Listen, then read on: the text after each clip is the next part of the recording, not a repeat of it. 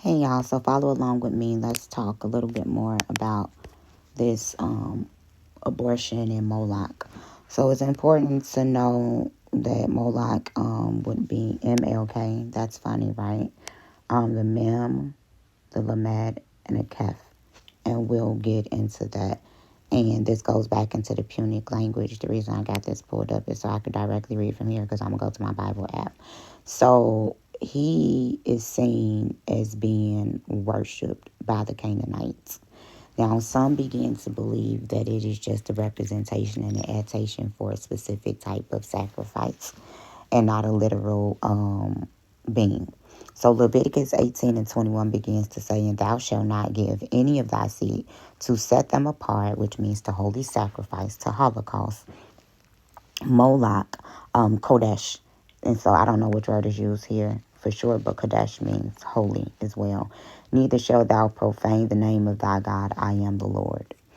And then Leviticus 22 through 5 begins to read, moreover, thou shalt say to the children of Israel, whosoever he be of the children of Israel, or of the strangers that sojourn in Israel, that giveth of his seed unto Moloch, he shall surely be put to death. So men, if you have gotten a woman pregnant and you have paid for your child to be sacrificed to a deity, then you should be put to death also. And I'm going to point out how modern day abortion is literal child sacrifice, because somebody in my comments came and said that that's not how a ritual work. But we going to see. We going to see, right?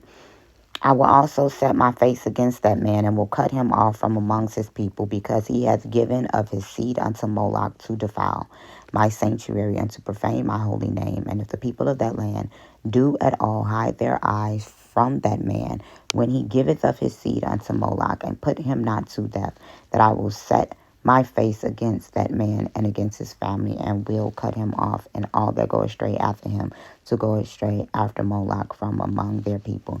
Now, we do know that there are literal ceremonies where people were passing their children through the fire, through the flame. We began to see the Canaanite ritual that Abraham was going to go back to appease the deity. And the reason that he did not question it is because, for cultural context, when we began to look into the book of Genesis, it begins to tell us that Abraham, who was already identified as a Hebrew by definition in the second millennium BC, by being a nomadic tent dweller, which we know that Genesis lays that out, by being a sheik, which is someone that has hierarchy, because people begin to make the false assertion that the Hebrews are just an ethnogenesis clan of people. But when you begin to see that it literally says, whosoever he be of the children of Israel, or of the stranger that sojourn in Israel. So this just proves that hierarchy is there, because he's a sheik, which is by definition is an old wise man over many Arabic tribes. And so in second millennium BC, you will see these Amorite people by the name of Hyksos, who are Canaanite in origin, according to the book of Genesis. So by Abraham going back to these Babylonian practices, it would not have been forming. 1 Kings 11 and 7 began to say, then did King Solomon build a high place for Chemosh. We'll talk about Chemosh at a later date. The desolation of Moab, and the mountain there is before Jerusalem, and from Moloch the detestation of the children of Ammon. Ammon were a part of the Hebrew of the Hebrew. Why? Because Ammon is a son of Lot. And you will have the Ammonites who actually go to form the Yang people of Nigeria and the Yang dynasty of China that we begin to see. These are modern day Ammonites. So when the Hebrew Israelite camps begin to say that the Moabite and the Ammonite are your modern day Mongoloid people, they're correct. They did not start it from the Arabian Peninsula going down into Nigeria and began to give us dates, times, and excavations as to prove how these Afro-Arab people went into these different land masses. And you will begin to still see the sun worship amongst all of these people. And so even in 2 Kings 23:10, and did he Topheth, which is the valley of the son of Hinnom, that no man might make his son or his daughter to pass through the fire to Moloch. And so then Jeremiah 32:35, and they built the high places of Baal, which are, and we'll talk about him one day, in the valley of the son of Hinnom, to set apart their sons and their daughters unto Moloch, which I command them not. Neither came it into my mind that they should do this abomination to cause Judah to sin. Now we know that in Isaiah 30:33, it begins to say that Melech is the name or the meaning for king. So let's begin to go into the fact that the mem represents the womb, which is the water.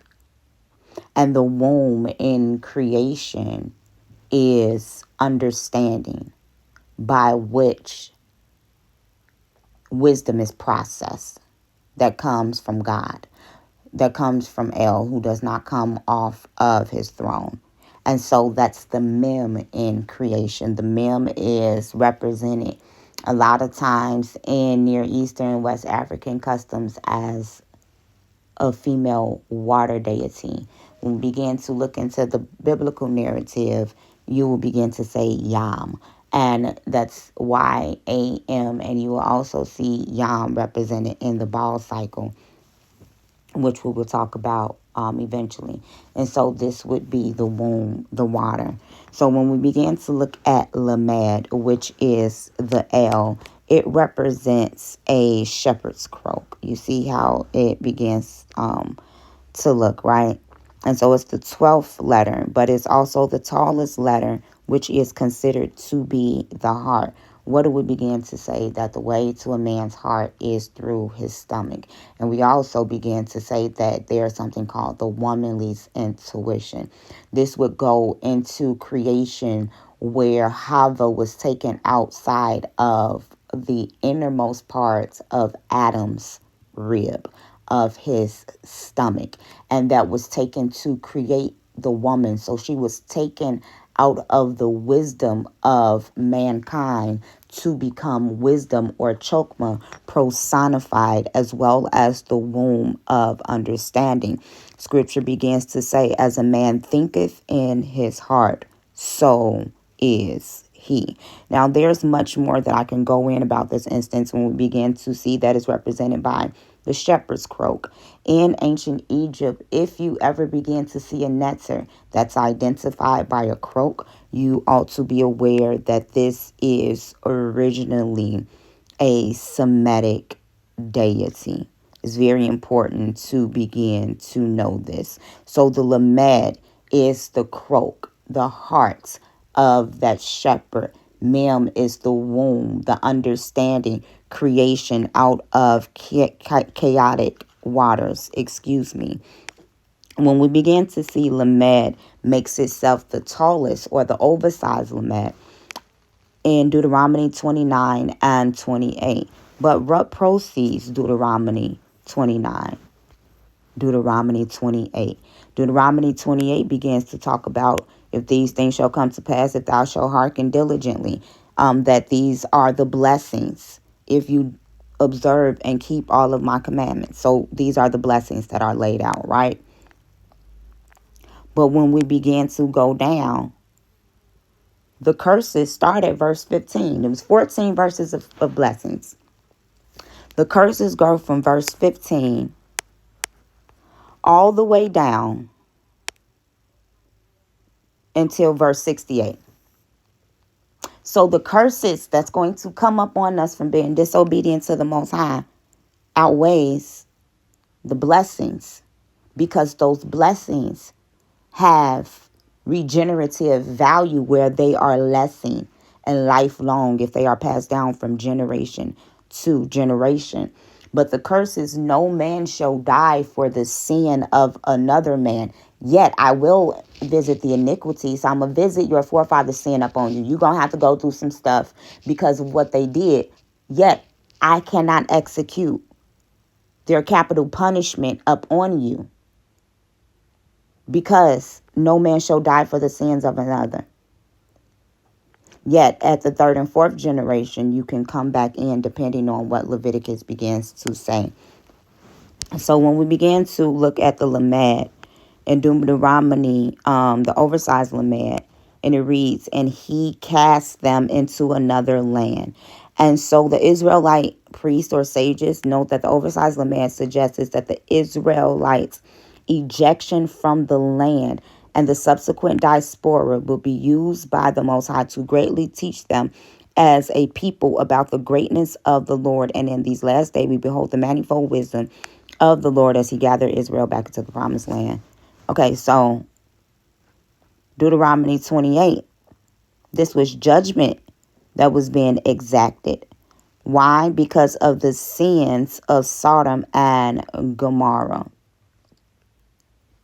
And the Lord shall separate him unto evil out of all the tribes of Israel, according to all the curses of the covenant that are written in this book of the law, so that your generations to come out of your children, they shall raise up after you, and the strangers shall come from a far land, shall say when they see the plagues of the land, and the sickness which the Lord had laid up on it, and that the whole land thereof is brimstone and salt and burning, that it is not sown, nor beareth, nor any grass growing therein, like the overgrown of Sodom and Gomorrah, Admah and Zobim, which the Lord overthrew in his anger and in his wrath. Even all the generations shall say, wherefore hath the Lord done this unto this land?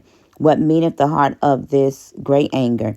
Then men shall say, because they have forsaken the covenant of the Lord God of their fathers, which he had made with them. He brought them forth out of the land of Egypt. For they went and served other gods and worshipped them gods, whom they knew not, and whom he had given unto them. And the anger of the Lord was kindled against this land to bring up on it all the curses that are written in this book.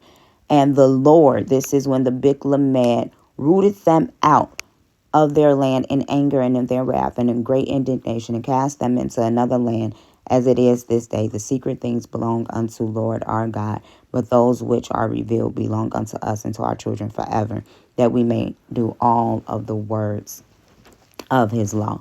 So while we get the definition of the last word, somebody began to come in my comments and say, oh, that's not how a modern day abortion is. That's not a ritual. That's not how rituals work. Let me teach y'all a thing or two. Let me teach y'all a thing or two. When a man and woman lays down with one another, they come into covenant. When they begin to create a child, a result of that covenant comes forth. When they come together, whether it's individually and collectively, and they decide to kill that child never belonged to them in the first place, because all things belong to the original creator. Therefore, we begin to commit blasphemy, which is punishable by death. And this is the same reason why Yeshua Bar Yosef, or Jesus the Messiah, was brought up by the Sanhedrin on charges of committing blasphemy, which is equating yourself with the Most High. So when you decide when a child's life will end, you commit blasphemy by equating yourself with the Most High. Then, so that's punishable by death, as is, right?